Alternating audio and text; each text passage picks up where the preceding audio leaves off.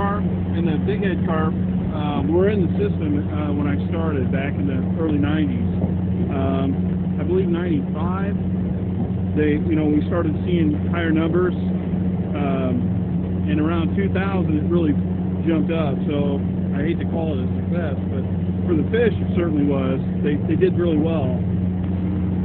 I've heard some of the locals tell me they've seen them jump in the dam at Bernadette, so they're definitely upstream and up those tributaries. So it only makes sense that they could make it to the Great Lakes and beyond. Well, we have them, and you don't want them, and here's the data. If you look at their native range in China, just go to the literature, you find the silver carp's range over there. It goes all the way into Siberia, the Amur River, and then if you just simply draw a parallel line around the Earth, the southern tip of their range in China sits about at Chicago and would run all the way north to about Hudson Bay. And so, I mean, the flag is there. It immediately goes up because it has the potential of upsetting the entire salmon fishery. When you're talking about food chain issues and a large critter like this that consumes a lot of food with a tremendous biomass, that takes a tremendous amount of food out of the water, and it has to come from somewhere. And with natural reproduction being probably way more prolific than the stocking that we're doing to maintain the salmon and trout, it wouldn't take long to displace the fishery and create havoc for the entire Great Lakes. We're here on the Illinois River because the Asian carp is proliferated in great numbers in this tributary to the Mississippi River. Carp are migrating north towards the Great Lakes because they're a cold water seeking fish, and the threat that they pose to the Great Lakes being just enormous planktivores. They consume up to 40 to 60% of their body weight each day in plankton, which is considerable given that they weigh up to 60 to 100 pounds. Of course, plankton constitutes the bottom of the food chain for every other fish species that lives in the Great Lakes and indeed in the Illinois and Mississippi rivers.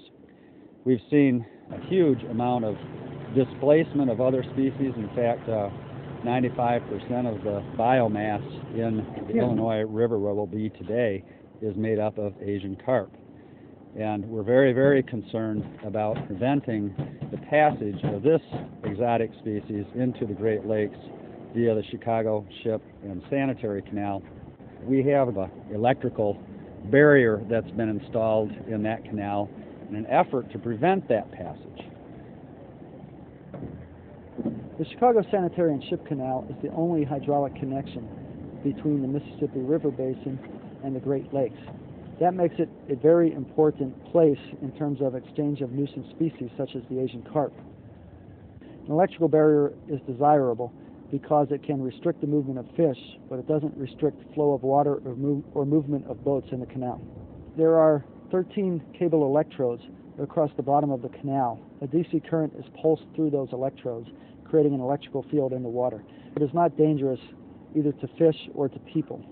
What happens is the fish swim into the barrier, the field strength of the electricity becomes stronger and stronger, and they begin to feel uncomfortable, and they turn around and go back out without crossing the whole way through the barrier. There was never a project on this scale conducted before.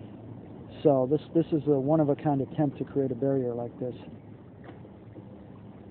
For once, we actually have an opportunity to take some action before a species invades the Great Lakes. We've been battling the sea lamprey for 50 years, and we spent in upwards of $250 million in direct costs just to battle the sea lamprey. They said the cost of dealing with zebra mussels alone are in the billions of dollars. So when you think about the fact that a barrier on the Chicago Sanitary and Ship Canal, which could cost about $8 million, it's a lot of money. But when you weigh that against what the impact would be on the Great Lakes if these fish get in, and it's an easy choice. So, the investment that we make on the Chicago Sanitary and Ship Canal to keep the species from migrating into Lake Michigan is a very sound investment. The Asian carp, to me, has actually been something that's undone what I and my colleagues have tried to do for the last 20 years. We were looking at trying to remove dams, open up floodplains, in other words, expand habitats for native fish. and now these things come along, and we got to second think all that. It's possible in time that these would sort of settle back into the background, if you will, and be more like the common carp. But for the rest of our natural lifetime, these things are going to be a problem, and it'll take 50, 100 years for that settling back to ever happen. So the sad part with our children and grandchildren is they're going to look at these Asian carp in time and think that they're part of the natural system and really not know. And that's really sad.